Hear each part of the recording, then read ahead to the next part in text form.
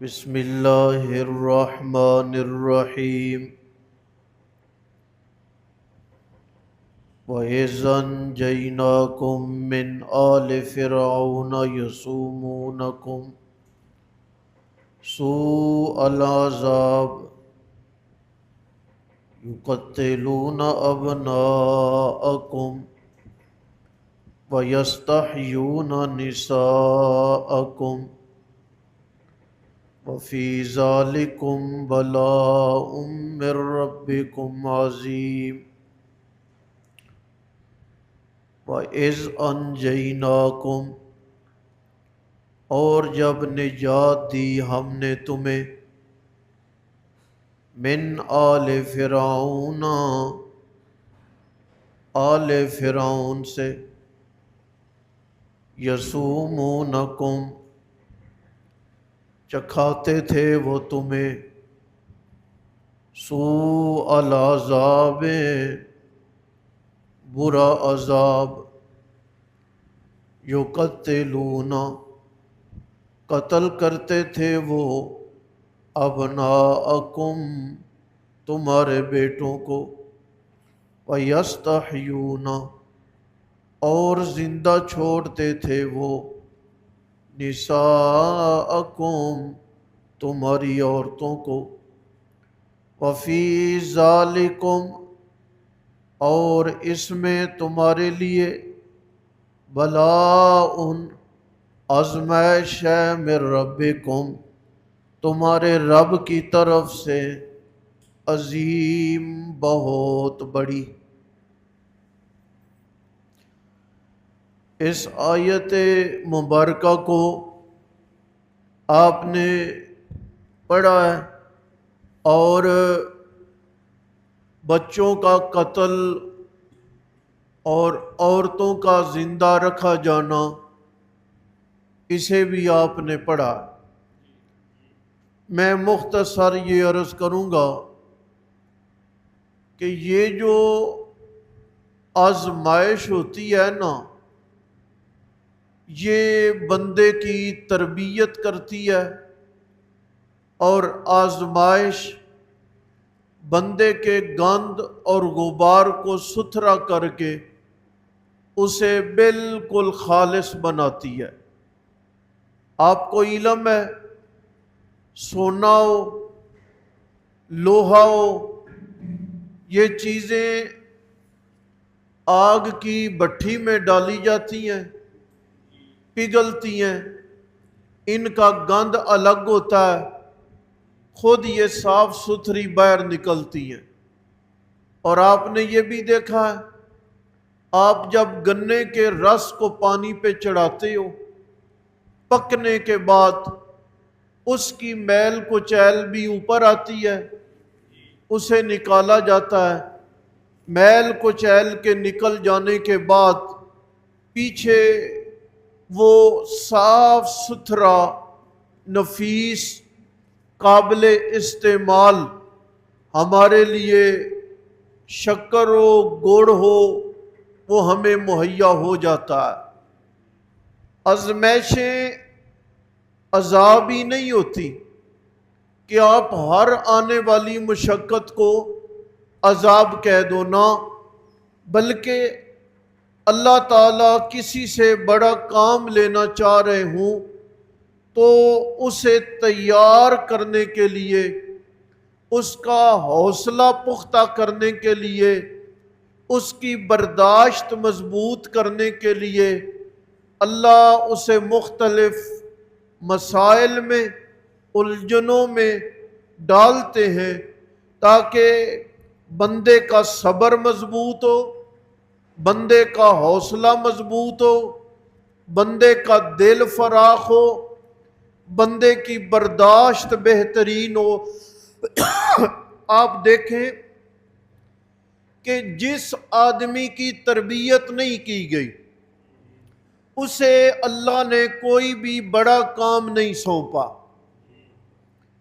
کوئی اپنی جگہ پہ ذہین ہوا ہے، کوئی اپنی جگہ پہ پرہیزگار ہوا ہے، جس کو الجھنوں میں ڈال کے مشقتوں میں ڈال کے آزمائشوں میں ڈال کے جس بندے کی تربیت نہیں کی گئی نا، اس بندے کو اللہ تعالیٰ نے کوئی بھی مشکل کام سپرد نہیں کیا۔ اللہ آپ کو لے جائیں اور آپ کو حرمین کا دیدار ہو، غار حرا کے باہر زمین پہ کھڑے ہو کے آج بہترین جوتے، پانی کا ساز و سامان اور راستے کی کچھ بہتری، اس کے باوجود آدمی چکرا کے رہ جاتا ہے کہ ایک بندے نے ایک اللہ کے بندے کو اپنے کندھوں پہ سوار کر کے اس اتنی بلندی پر اور مشکل راستے پر چل کے کیسے پہنچایا تھا۔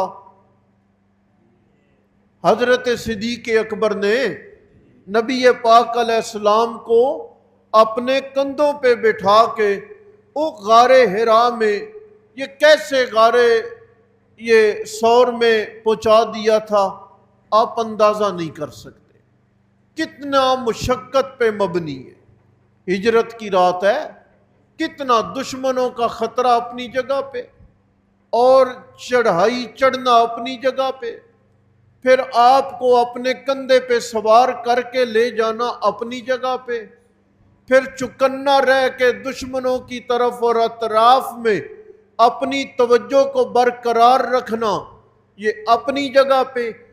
یہ جو اعزاز ہوتا ہے نا، یہ ایسے کوئی تلی تلائی چیز نہیں کہ آپ نے رات کو تسبیح پڑھی، صبح اٹھے اور اللہ نے آپ کے بستر پہ کرم نوازیاں ڈال دیں۔ جناب ایسا نہیں ہوتا۔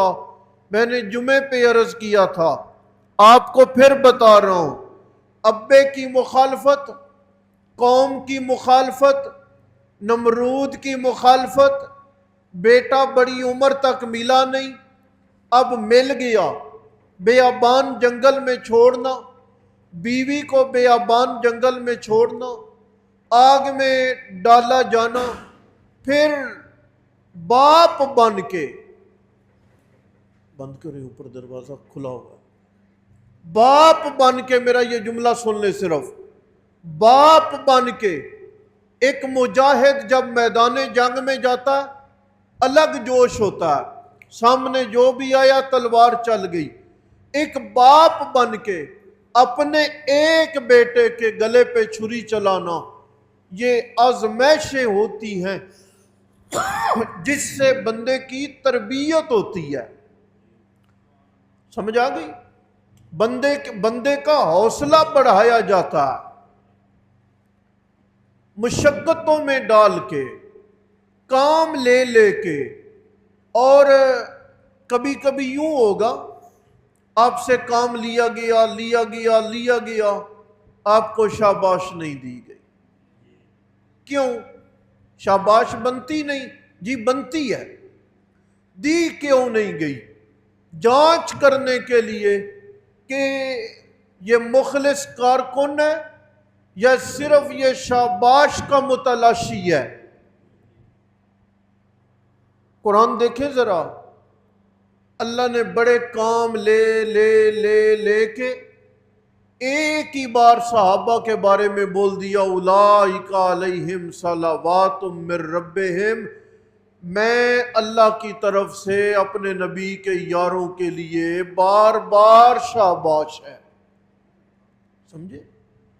یہ جو لفظ ہے نا جی، بلاء من ربکم، یہ سمجھانا چاہ رہا ہوں۔ آزمائشیں بندے کو صابر بناتی ہیں، آزمائشیں بندے کو کامل بناتی، مانگنی نہیں چاہیے، ہاں یہ یاد رکھیں، مانگنی نہیں چاہیے۔ ایک بندہ بیٹھ کے دعا کر رہا ہے اور دعا کیا کر رہا ہے؟ یا اللہ مجھے صبر دے۔ نبی علیہ السلام نے فرمایا آزمائش مانگ رہے ہو؟ نہیں یا رسول اللہ صبر آپ نے کس پہ صبر کرنا؟ آزمائشوں پہ نا، آزمائش ہے ہی کوئی نہیں تو کس پہ صبر کرنا ہے؟ یا رسول اللہ پھر کیا مانگوں؟ نبی علیہ السلام نے فرمایا اللہ سے عافیت کا سوال کیا کرو۔ مصیبت ازمائش مانگنی نہیں ہے، لیکن اگر اللہ تعالیٰ کی طرف سے آ جائے تو پھر وہ ہماری تربیت ہے، وہ ہمارے حوصلے کو بڑھائے گی، وہ ہمارے صبر کو بڑھائے گی، اور اگر بندہ ان ازمائشوں میں اور صبروں میں پورا اترا اور وہ ازمائشیں اچھے طریقے سے اختتام پہ پہنچ گئی تو پھر قرآن کیا کہہ رہا ہے؟ اذ ابتلی ابراہیم، میں نے ابراہیم کو آزمایا۔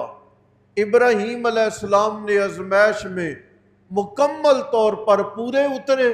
جب وہ مکمل پورے اترے نا تو میں نے کہا انی جاعلک للناس اماما، آپ کا حوصلہ، آپ کا صبر، آپ کا تحمل، آپ کی بردباری، آپ کا جگرا، یہ اتنا کمال کا تھا کہ میں اللہ نے آپ کو پوری کائنات کا امام بنا دیا ہے۔ سمجھے؟ اگر کوئی دقت آ جائے نا جی تو اس دقت کو تحمل سے، واویلا کیے بغیر، حوصلے سے، برداشت سے اس وقت کو گزارے، صبر کے ساتھ، اللہ تعالیٰ کا شکریہ ادا کرتے ہوئے کہ اس نے اس سے بڑی آزمائش ہمیں نہیں دی۔ ہو سکتا ہے بڑی آزمائش آتی تو ہم اسے برداشت نہ کر پاتے، سمجھے جی؟